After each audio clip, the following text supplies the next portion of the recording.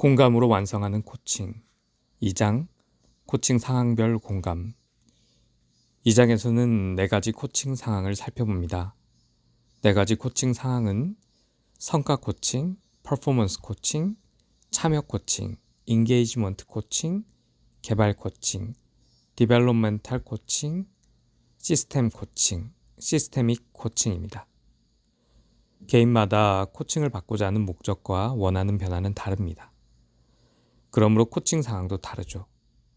공감을 올바른 레벨과 모드에서 사용한다면 각각의 상황에서 효과적입니다. 그림에 표시된 4가지 상황에서 어떻게 공감을 사용하는지 자세히 설명하겠습니다. 많은 사람이 코칭은 단순히 코칭일 뿐, 코칭 상황은 연관이 없다고 생각합니다. 정말 모든 코칭은 비슷할까요? 코칭의 특성은 코칭이 이루어지는 상황에 따라 달라질 수 있습니다.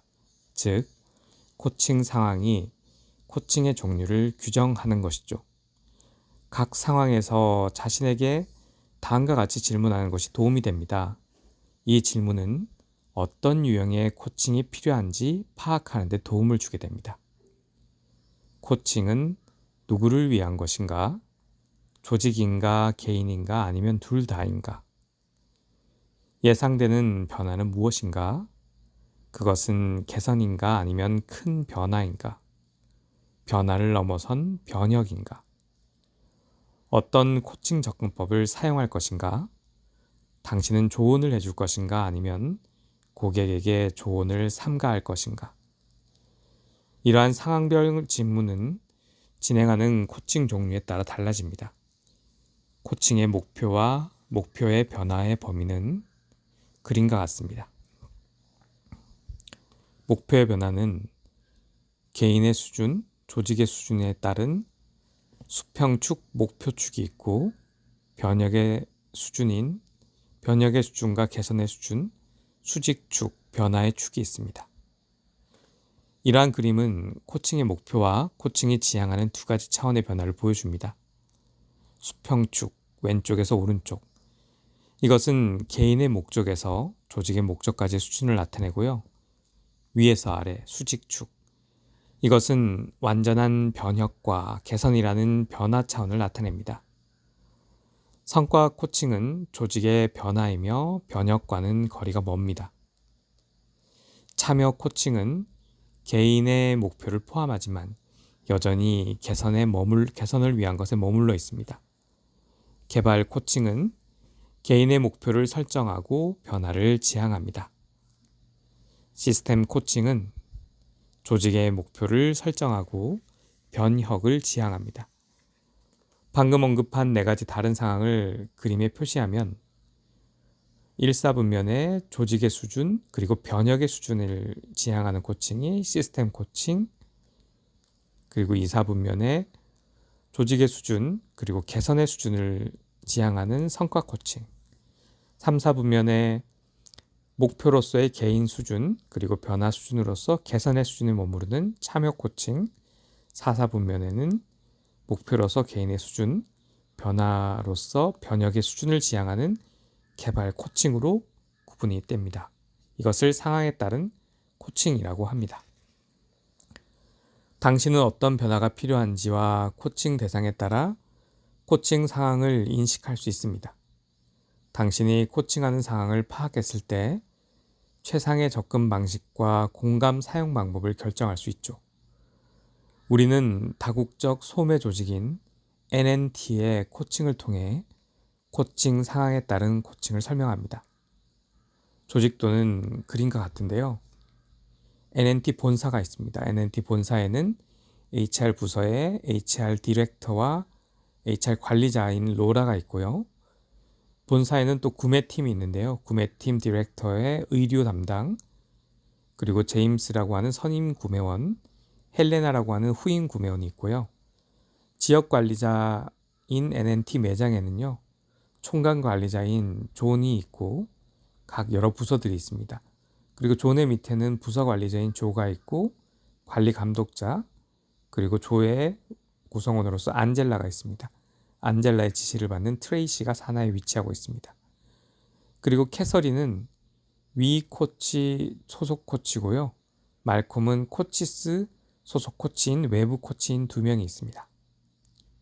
이러한 NNT 조직도를 가상으로 설정하고 계속 설명을 이어나가 보겠습니다. 코칭의 스폰서, 코치, 고객, 임직원을 한 번 더 설명하면요. 조는 부서 관리자입니다. NNT 매장 소속이고요. 제임스는 본사 선임 구매원입니다. 헬레나는 본사 후임 구매원으로서 제임스의 팀원입니다. 조는 NNT 매장의 전체 관리자이고 조의 상사입니다. 로라는 본사의 HR 관리자이고요. 안젤라는 조의 직속 부하 직원입니다. 트레이시는 안젤라의 영업팀 직원입니다. 캐서린은 제임스의 코치, 그리고 말콤은 존의 코치입니다. 성과 코칭, 참여 코칭, 개발 코칭, 시스템 코칭 등 4가지 코칭 상황은 목표와 변화가 다르므로 코칭에 대한 접근 방식도 다릅니다. 따라서 상황에 따른 다른 코칭 방식이 필요합니다. 코칭의 종류 1. 성과 코칭. 성과 코칭의 목표는 직원의 성과 향상입니다. 코칭의 목표는 조직이 원하는 것입니다. 코칭할 때 조언할 수도 있습니다. 관리자들은 업무 성과를 향상하기 위해 코칭을 사용하죠. 일선 관리자와 팀장은 팀원을 지도하기 위해 코칭을 받습니다. 이런 상황에서 코칭은 사업상의 이익을 위한 것입니다. 직원들의 실적 개선을 목표로 합니다. NNT 매장의 부서 관리자인 조. 조는 대학 졸업 후에 바로 입사했습니다. 다국적 유통업체인 NNT의 경영연수생으로 일을 시작했습니다. NNT는 영국의 대표적인 유통업체입니다. 연간 영업이익이 5억 파운드가 넘고 2천만 명의 고객이 이용 중입니다. 조는 소매 경영학 학위를 가지고 있는데요. 대학에서 대인관계 기술도 익혔기 때문에 채용센터에서 잘 근무하고 있습니다. 그녀는 유통업계에서 차근차근 일을 배웠습니다. 이제 막 부서장으로서 첫 중책을 맡았습니다. 그녀는 란제리 부서에서 10명의 영업사원과 2명의 관리 감독자인 슈퍼바이저를 관리하게 됩니다. 조는 총 지배인인 존에게 보고합니다. 조가 담당하는 부서의 판매 목표는 회사에서 이미 정해져 내려왔습니다. 그녀는 직원들의 성과 관리를 통해 판매 목표를 달성할 것입니다. 2. 참여 코칭. 더 나은 성과를 얻도록 코칭 목표를 잡습니다. 참여는 조직의 사명과 이를 달성하는 데 필요한 역할에 전념하는 것을 의미합니다. 그래서 참여 코칭은 직원들이 회사의 목표를 코칭의 목표로 채택하도록 설득합니다. 또는 개인의 목표를 조직의 목표와 일치시키도록 설득할 수도 있습니다. 일선 관리자가 코치가 되어 참여 코칭을 진행할 가능성이 큽니다. 그렇지만 회사의 목표에 대한 스태프들의 참여를 높이기 위해 외부에서 코치를 영입하기도 합니다. 제임스는 NNT 본사에서 선임 구매자 직책을 맡고 있습니다. 본사의 상품, 옷의 의류의 책임자에게 보고합니다. 그는 런던 이스트엔드에서 가족 사업을 한 경험이 있습니다. 이 사회에서 좋은 평가를 받습니다. 아울러 제임스는 어린 후배 구매자들을 이끌고 있습니다. 그들 대부분은 패션이나 디자인을 전공한 사람들입니다. 그들은 매우 열정적이지만 사업 경험이 거의 없습니다. 제임스는 후배 구매자들이 자주 새롭고 흥미진진한 의류에 너무 매료되어 예산 범위를 초과한다는 것을 알고 있습니다.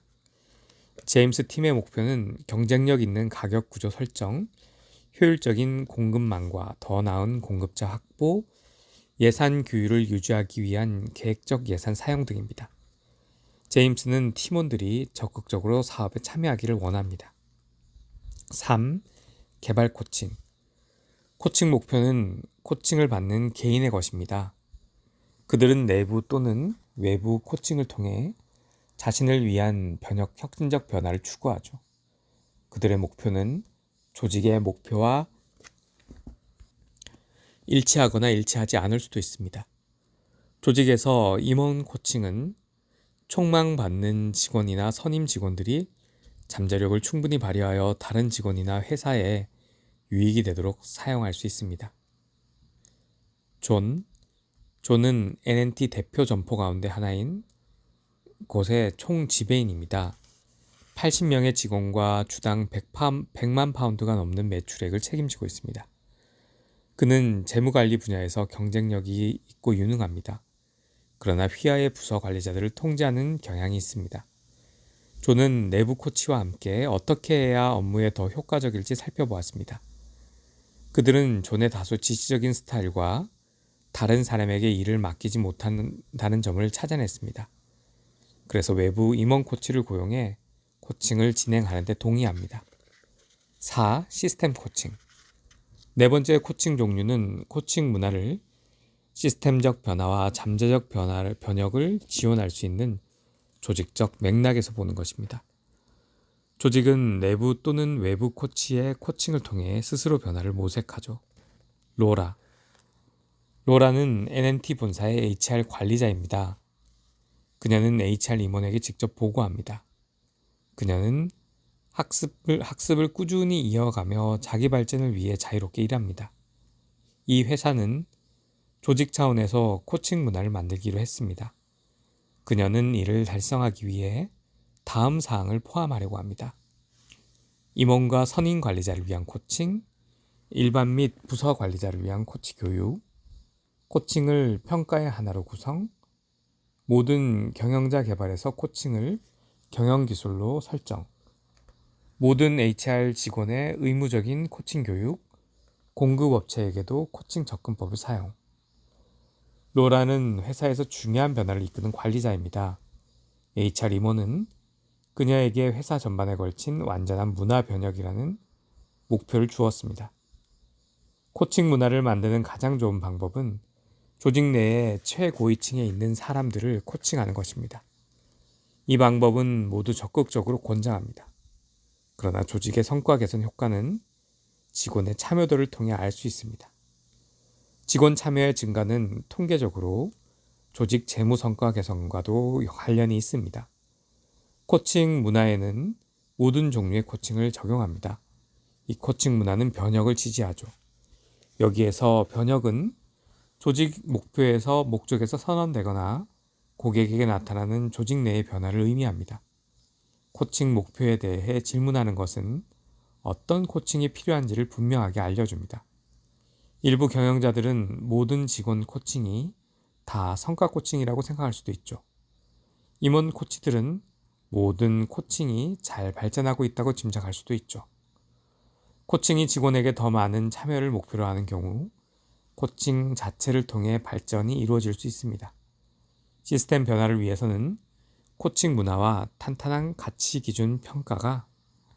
평가 기준이 필요합니다.